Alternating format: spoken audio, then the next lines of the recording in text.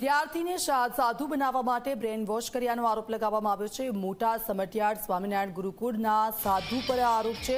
બાળકના પિતાનો સ્વામિનારાયણ ગુરુકુળના સાધુ પર આરોપ છે। ગુરુકુળના સાધુ જનાર્દન સ્વામી પર બાળકના પિતાએ આરોપ લગાવ્યો છે। સનસનીખેજ આરોપ લગાવતા સમગ્ર પંથકમાં પણ ખળભળાટ થઈ ગયો છે। ગુરુકુળના સ્વામી અને બાળકની ઓડિયો ક્લિપ પણ વાયરલ થઈ છે। સમગ્ર મામલે બાળકના પિતાએ જણાવ્યું કે ગુરુકુળના જનાર્દન સ્વામીએ તેમના દીકરાને સાધુ બનાવવા માટે માઇન્ડ વોશ કર્યું છે, જેના કારણે તેમનો દીકરો ક્યાંય કુટુંબ પ્રસંગોમાં આવતો નથી અને ગુરુકુળ જવાની જીદ જ પકડે છે। હાલમાં જ તેમના પુત્રએ ધોરણ 10ની પરીક્ષા આપી છે અને તેને ઘરે લાવવા માટે ગયા, પરંતુ આવ્યો જ નહીં। જો કે આ સમગ્ર મામલે ગુરુકુળના સ્વામીએ કોઈ પ્રતિક્રિયા સામે નથી આવી। ગુરુકુળના પ્રિન્સિપાલે પ્રતિક્રિયાને જણાવ્યું કે ગુરુકુળની અંદર ધર્મ અને શિક્ષણ મુદ્દે અભ્યાસ કરાવવામાં આવે છે। જો કે વિવાદ મામલે પ્રિન્સિપાલનું કહેવું છે કે જનાર્દન સ્વામી જૂનાગઢ ગયા છે અને તેમનો ઓડિયો શું વાયરલ થયો છે અને શું આરોપ લાગ્યા છે તેની પણ તેમને ખબર નથી।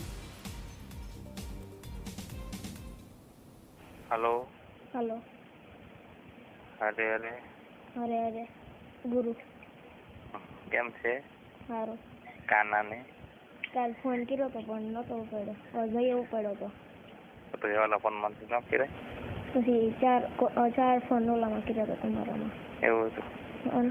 કેદી આવવાનું છે? તમે કે કાલ આવી જાવ। કાલ હા હા રેડી સર વાટ જોઈશ। કાલે સેટિંગ કાલે તો પરમ દિવસે ફાઇનલ। હા હા અત્યારથી નહીં કહેતો ફોન અત્યારે આવી ગયો એટલે કાલે સવારમાં કીધું મને જ મૂકી દેજો। હા સાંજના બરાબર। પછી નથી ટાઈમ ને એવું કંઈ કરે ને કે તું ગુરુકુળ પૂછી લો સાહેબની ફ્રી હોય તો આ બધું આવતા હોય તો એને રહ્યો જાઉં એમ કરવાનું। પછી ફોન કરવાનો સાહેબને ફ્રી છે આ બધું આવે છે તો હું આવું એમ બરાબર। એટલે તારી રીતે હટ કરું કાલે લઈ આવજે સારું મજા આવે ને અહીં નાઇટ ક્રિકેટ રમવાની। બાકી સારું છે ને બધું? કાલે આવું છે પરમ દિવસે સારી રીતે ગોઠવી લેજે કે અટકે તો પાછું ખબર વગરનો બહારથી ગમે ત્યાંથી ફોન કરી દેજો હેઠ રાખવાની હો। અને પછી ના પડીને એવું કરે ને તો ખાવાનું બધું બંધ કરી દેવાનું। પછી ક્યારે આવે એમ કહે ને તમે પાછું આવી આવે પરમ દિવસે પાછું આવી જાય એમ કહેવાનું। સારું હાલ તો મૂકું ને? જય સ્વામી। મારો છોકરો 8 થી ભણે છે ગુરુકુળમાં અને અટાણે 10માની પરીક્ષા પૂરી થઈ છે। પરીક્ષા આપીને પૂરું કર્યું, વેકેશન પડ્યું ત્યારે લેવા ગયો ત્યારે આવ્યો નહીં, એટલે એમાં સ્વામીનો એના માઇન્ડ વોશ કરેલો છે। એટલે પછી મેં ધક્કો ખાધો, બીજી વાર હું ગયો તો એ મારીને લઈ આવ્યો। પછી અહીં ઘરે ખાધું નહીં, પછી બીજા દિવસે એ ભાગીને વહી ગયો। પછી ત્યાં 10-15 દિવસ રોકાણો, પાછો આવ્યો, પછી 3 દિવસની બોલી કરીને આવ્યો। પછી એ રીતના એ બધી મેટલ આવે પછી મેં એપ્લિકેશન નાખીને એનું બધું રેકોર્ડિંગ કર્યું છે। સ્વામી એ વાત થાય છે ને એ બધી, અને નોટબુક પકડવાની છે 3। મારો છોકરો ગુરુકુળમાં સમઢિયાળા ગુરુકુળમાં ભણે છે સ્વામિનારાયણમાં, ને એણે સ્વામીના કહેવાથી અમારા ઘરમાં કાંઈ શાંતિ રહેવા દીધી નથી।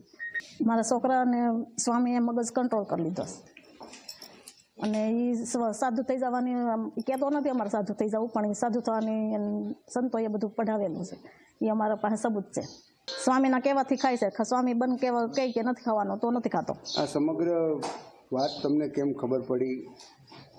સમગ્ર વાત અમે લેવા ગયા, વેકેશન પડ્યું ત્યારે લેવા ગયા તો એ આવ્યો નહીં, પાછા પરાણે લઈ આવ્યા તો અહીંથી ભાગીને વયો ગયો।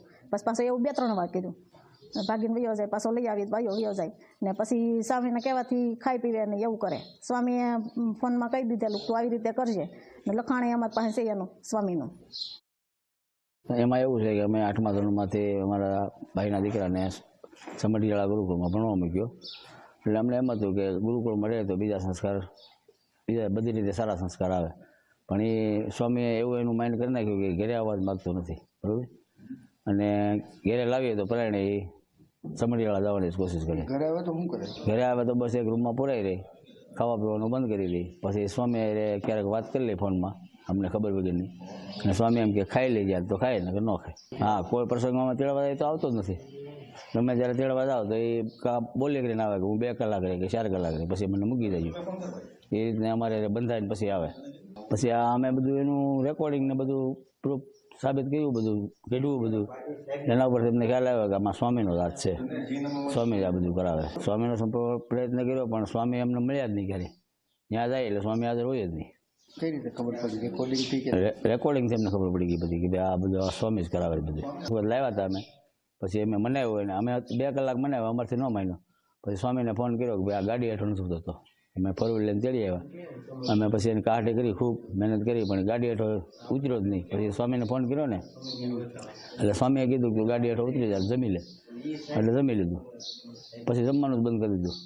અને બીજા દિવસે મોકો મળ્યો એટલે ભાગી ગયો. અને ભાગી ગયો એ સ્વામીએ અડધી કલાકમાં અમને ફોન કર્યો, તમારો દીકરો અહીં આવી ગયો. 12:30 છોકરો ઘેરે હતો, 1:30 વાગે છોકરો સમઢિયાળા ગુરુકુળે પહોંચી ગયો. સાહેબ, આ મોટા સમઢિયાળા ગામની આ ગુરુકુળ છે, ત્યાં એક વડલી ગામનો છોકરો જે છે તે 8મા ધોરણમાં અભ્યાસ કરતો હતો અને તેનો સ્વામી દ્વારા બ્રેઇન વોશ કરવામાં કર્યો હોવાનો આક્ષેપ જે છે તેના પરિવારજનો લગાવી રહ્યા છે. શું છે સમગ્ર વિગત?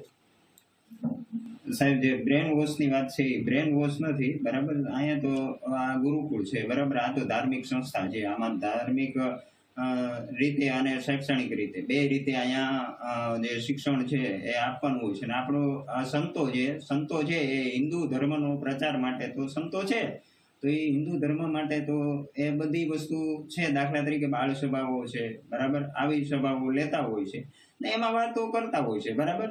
સંતો જે, બરાબર ને, હિન્દુ ધર્મનો પ્રચાર થાય એ તો ખાસ સંતોનું કામ છે, બરાબર. એટલે એ બાબતે એની અંદર વાત કરતા હોય અને એમાંથી કોઈ પણ જે બાળક છે એમને એ બાબતે વેરાગ લાગે અથવા તો સાધુ થવાનો સંકલ્પ થતો હોય તો એમાં તો સંતો શું કરે કે હું શું કરું.